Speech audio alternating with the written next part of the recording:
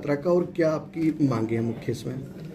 हमारा मेन उद्देश्य है, पूरे प्रदेश में हम जन क्रांति न्याय यात्रा लेके निकले हुए हैं और हर जिले में जाकर आमंत्रण दे रहे हैं कि 21 दिसंबर को जो जन क्रांति न्याय आंदोलन होने वाला है उसमें सम्मिलित हुए सब ज़्यादा से ज़्यादा लोग। इसीलिए ये आमंत्रण यात्रा लेके आए और हमारी जो मुख्य मांगे हैं उनमें आर्थिक आधार पर आरक्षण है, जिसका मुख्य उद्देश्य किसी जातीय वर्ग का विरोध करना नहीं है। 8 लाख से ज़्यादा जिनकी भी आय है उनको आरक्षण से बाहर किया जाए और 8 लाख से जिनकी भी आय नीचे है उनको इसमें सम्मिलित किया जाए। दूसरा है एट्रोसिटी एक्ट में परिवर्तन। एट्रोसिटी एक्ट में परिवर्तन भी किसी जातीय वर्ग का विरोध नहीं है।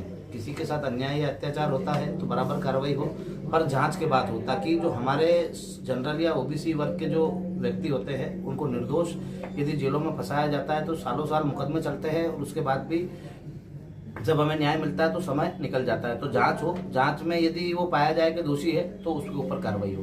हम चाहते हैं जैसे ST/SC एक्ट है वैसे ही सामान्य पिछड़ा एक्ट भी बनाया जाए, ताकि जिस प्रकार से ST/SC वर्ग के लोगों के हितों की रक्षा होती है वैसे ही जनरल और ओबीसी वर्ग के हितों की भी रक्षा हो।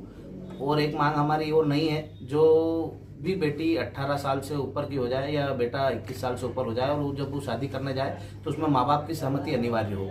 माँ बाप की सहमति अनिवार्य हो जाएगी तो जाति और धर्म के नाम से जो हिंसा फैल रही है वो बंद हो जाएगी।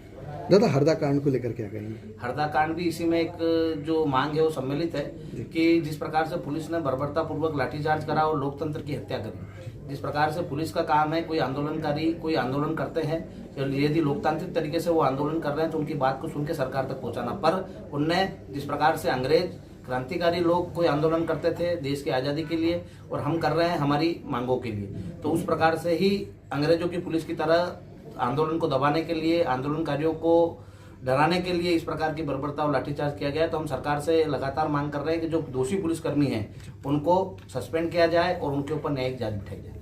दादा, संगठन को मजबूत करने के लिए और क्या कदम उठाए जाएंगे आपकी ओर से? संगठन को मजबूत करने के लिए वैसे भी हम गांव-गांव तक पहुंच चुके हैं। गांव के बाद अब जितनी भी हमारी टीमें हैं उनसे हम ये निवेदन करेंगे कि सर्व समाज के पास जाए और उनको जो हमारी मांगे हैं और जो हमारा सिद्धांत है वो समझाए, ताकि हर वर्ग का व्यक्ति हमारे साथ जुड़ के आंदोलन में सम्मिलित हो सके। करणी सेना में जैसे कि राजनीतिक दल ने होकर एक संगठन, एक परिवार है, इसके बारे में क्या कहेंगे?